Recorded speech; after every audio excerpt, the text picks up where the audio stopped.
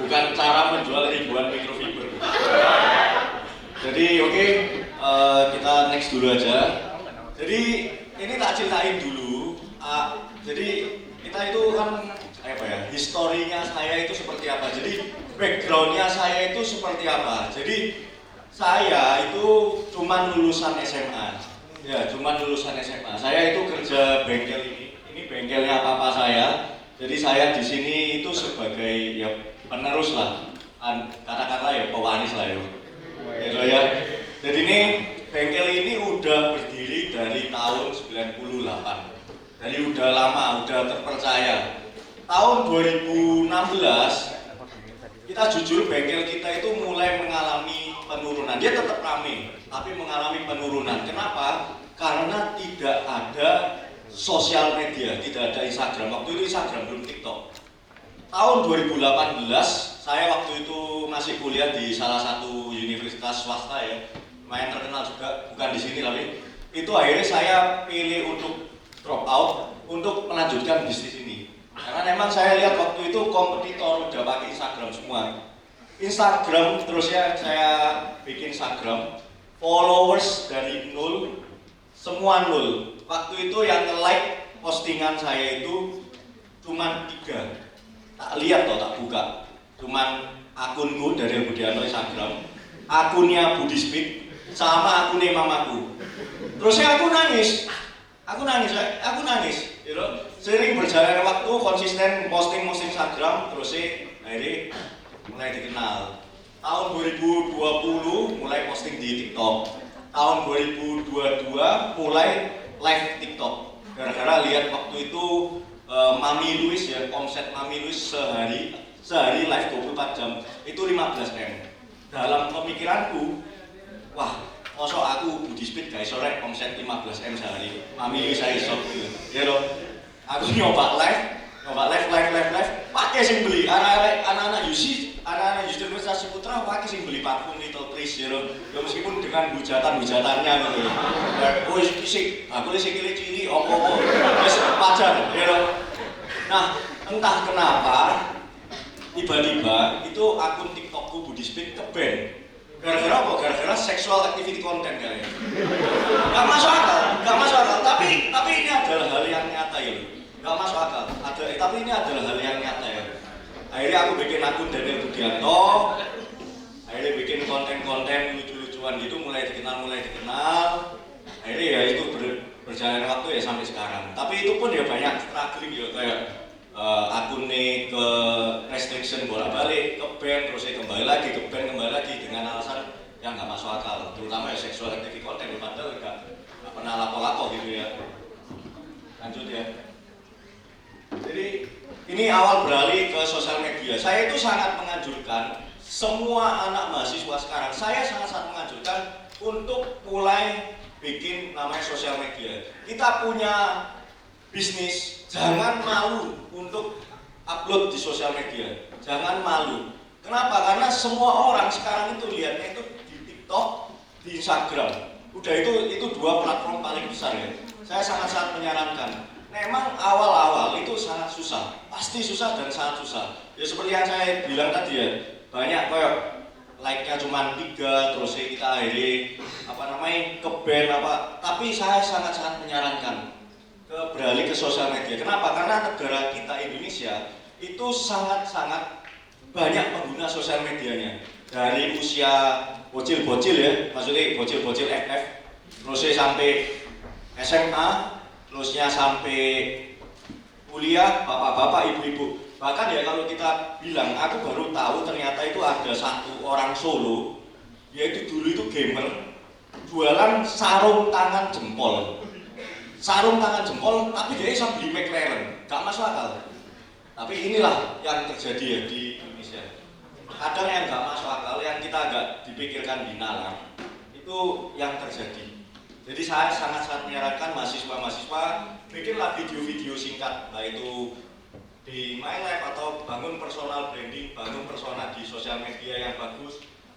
Kita bangun, setelah itu upload postingan kita tentang jualan apapun, tentang kita kehidupan sehari-hari. Apalagi ada sosial media baru namanya Threads ya, itu bisa di dilanjutkan juga pakai itu ya. Jadi saya sangat menyarankan, meskipun banyak sekali terjadi hal-hal yang kayak kita dihujat, tapi nggak masalah. Itu adalah bukan suatu hal yang besar. Lanjut. Nah ini awal bermain TikTok ya, ini dari sini, Daniel Budianto ini. Ini akun saya Daniel Budianto ini gara-gara apa? Gara-gara akun Budispit saya ke-ban Sexual Activity Content ini. Akhirnya saya bikin video kalau masih ingat namanya Wong Liya Ngerti Apa itu, sama Jojis Bolo, ya. Tiba-tiba iso terkenal dan aku juga nggak menyangka bisa sampai di titik sekarang gitu. Bisa ke TEDx, bisa ketemu anak-anak mahasiswa yang lain, terusnya bisa juga jadi brand ambassador skincare. Gak masuk akal, tapi ya terjadi. Jadi bangunlah sosial media. Jadi sosial media ini sangat penting ya. Jadi waktu tahun 2019 adik saya itu mau KPR rumah ya, KPR rumah di salah satu bank terkenal. Dia dilihat dinilai dari, ternyata itu salah satu penilaian adik saya itu ada Instagram yang followersnya cukup besar. Jadi si bank ini menilai juga dari situ. Jadi ini sebetulnya sosial media ini aset ya, aset kita ini. Aset kita. Jadi selalu gunakan sosial media dengan yang baik, begitu ya. Lanjut. Oke, ini saran keuangan bagi mahasiswa. Ini saran saya ya, saya bukan guru ya, saya bukan ahli finance juga enggak. Jadi pertama, hindari judi dalam bentuk apapun. Ya, hindari judi dalam bentuk apapun. Hindari judi dalam bentuk kartu Pokemon, itu menurutku judi. Kartu Pokemon, terus main kripto, kepingin cepet sukses, kepingin cepet kaya, hindari semua itu. Ya. Kedua, selalu hindari yang namanya berhutang ke temen terusnya nggak dibayar. Karena aset yang paling penting di hidup kita itu bukan harta sebenarnya, tapi nama baik kita. Itu yang kita jaga selalu. Itu ya, selalu kita punya hutang, bayar, punya nama baik dijaga. Ketiga, ini sebenarnya yang ketiga ini agak saru ya, tapi tak bilang aja, hindari hamil di luar nikah. Hindari hamil di luar nikah ya, hindari punya pasangan yang salah. Pasangan kamu masuk di saham, terusnya kamu jatuh, kamu sok keluar. Tapi misalnya kamu punya pasangan nggak jelas, nggak bisa keluar Pak. Ini hindari itu ya, hindari punya pasangan yang bermasalah. Misalnya ada toksik, keluar aja. Oke, keempat, ini aku sedikit cerita. Jadi ini sebenarnya aku itu kan backgroundnya memang dari orang yang punya lah, papaku.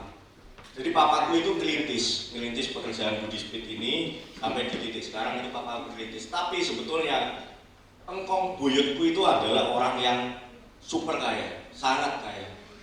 Engkong buyutku ini aku nggak ngarang ya. Itu dibikinnya ngarang itu. Engkong buyutku ini direkturnya Nusantara Plywood.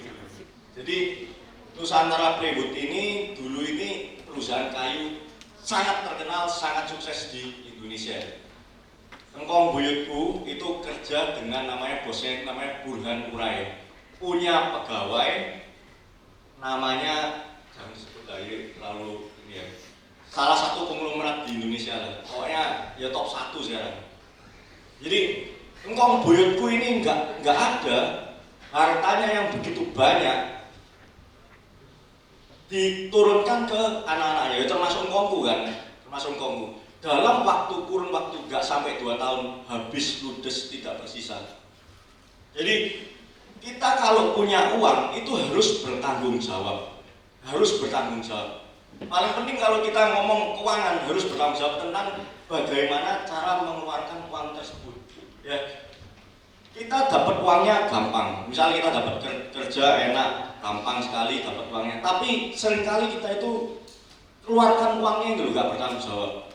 Juga gini ya, kalau filosofinya orang Barat, mereka itu bilang gini, kamu jangan nabung, kamu itu keluarin aja uang. Kalau kamu nabung, kamu ditipu sama bankir. Tetapi kalau filosofinya orang Timur, ya dia itu bilang gini, Uang kalau semisal kamu keluarkan ya kamu ditipu orang, mendingan kamu simpen kerup terus. Menurutku gak ada yang benar, gak ada yang salah. Kalau aku lihat ya, hidup ini kamu kadang itu juga harus keluarkan uang. Misal kamu kepingin apa, beli aja wis. Jangan ditahan, tapi di selain sisi kamu juga harus mikir, kamu itu bakalan hidup sampai 20 tahun, 30 tahun ke depan. Gitu, jadi jangan kamu pendem terus uangmu, tapi jangan juga kamu keluarkan uang terus. Jadi tetap bertanggung jawab. Pribadi yang paling bermanfaat itu adalah pribadi yang bertanggung jawab. Ketika kamu dipercayakan uang 100.000, kamu bisa bertanggung jawab sama yang Maha Kuasa. Sudah pasti kamu bisa dipercayakan dengan uang 1 juta. 1 juta kamu bertanggung jawab, kamu dipercayakan 10 juta. Dan itu terus ya. Pasti, itu aku pasti akan berkembang terus. Gak akan kamu itu cuma stuck. Kecuali kamu males-malesan, itu pasti stuck. Jadi aku belajar dari pendahuluku, engkong-engkongku itu. Hidupnya sangat kacau, akhirnya uang dengan miliaran itu hilang dalam waktu 2 tahun, tidak nyantol sama sekali, rumah, mobil, tidak ada. Ya ini sebenarnya aib keluarga, cuma nih aku ceritakan supaya generasi-generasi berikutnya bisa belajar ya. Itu ya. Kelima, selalu memberi. Selalu memberi. Kita punya uang bulanan, misal kamu gaji nanti 10 juta.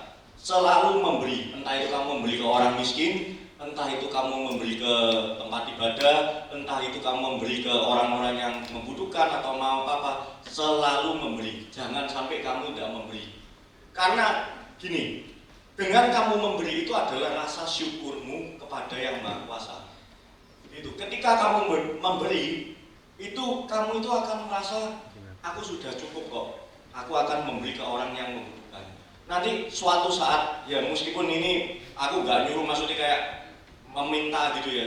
Cuma ini memang suatu saat pasti akan kembali lagi ke kamu. Sudah pasti. Jadi harus memberi. Kenapa kok aku selalu sarankan orang memberi? Karena gini, kebaikan, aku selalu percaya namanya hukum tabur tuai, karma ya. Kebaikan yang kamu berikan ke orang lain yang membutuhkan, suatu saat meskipun bukan kamu yang menerima, yang menuai, tetapi mungkin anak-anakmu nanti, penerus-penerusmu nanti akan yang menuai kebaikan. Jadi selalu memberi, selalu bertanggung jawab, hindari judi dalam bentuk apapun, dan yang terpenting sekarang ya, hindari cepat kaya. Hindari cepat kaya. Banyak sekali orang-orang itu ketipu gitu ya. Ada orang flexing naik Lambo, naik apa, ternyata buka kelas ternyata scam. Itu udah uang berapa juta kamu buang buat gitu-gitu aja. Hindari hal-hal tersebut. Kenapa? Karena tidak ada satupun orang yang bisa kaya secara instan. Tidak ada. Meskipun ada pasti akan akan ada gitu sing entah itu gak bertanggung jawab mengeluarkan uangnya, entah itu ya apa. Ya contohnya kayak engkong-engkongku, pendahulu rumah tadi itu yang menceritakan, gak selalu kamu punya uang banyak itu kamu hidup tenang kok. Itu aku sudah ngalami ya. Aku sampai hari ini pun tetap struggling gitu ya, kayak mikir oh ya apa ya ke depan. Enggak. Jadi banyak orang yang mikir kamu ketika punya uang banyak, kamu bakalan hidup tenang, kamu bakalan hidup santai. Itu bohong. Enggak ada yang terjadi kayak gitu. Hidup tenang itu harus kamu cari di dalam diri sendiri, bukan dari hal luar, efek luar. Mencari uang atau enggak, itu mencari uang itu hanyalah tanggung jawab kita sebagai manusia untuk bekerja. Itu kenapa? Karena gini, uang itu alat yang baik, tetapi uang itu adalah tuan yang jahat. Ketika kamu jadi budaknya uang, ya kamu akan terperangkap gitu ya. Entah itu kamu jadi orang yang pelit, entah itu kamu nggak bisa membantu sesama, entah itu kamu melihat semua hal itu masalahnya tentang uang. Tetapi ketika kamu menjadikan uang ini alat yang baik, pasti suatu saat kamu itu akan dipercayakan lebih lagi. Gitu ya. Jadi jangan sampai kamu itu kepingin cepat kaya, hindari itu karena itu adalah sebuah kebohongan. Tidak ada yang nyata ya. Jadi gitu. Sebenarnya Kalau Leo. Jadi sebenarnya kalau aku sebenarnya seminar kepinginnya sih tanya jawab ya. Cuma nanti misalnya ada pertanyaan, boleh langsung DM IG saya. Itu nanti saya jawab lah. Kalau misalnya ada waktu, nanti saya jawab. Ya pokoknya Leo ngerti apa. Pokoknya konklusinya kesimpulannya pakai sosial media. Terusnya kalau kamu mau keluarkan uang itu harus bertanggung jawab, kamu bekerja juga harus bertanggung jawab. Pasti suatu saat akan diganti sama Tuhan itu yang lebih. Gitu ya, selalu menjadi pribadi yang tanggung jawab. Itu aja. Oke, thank you.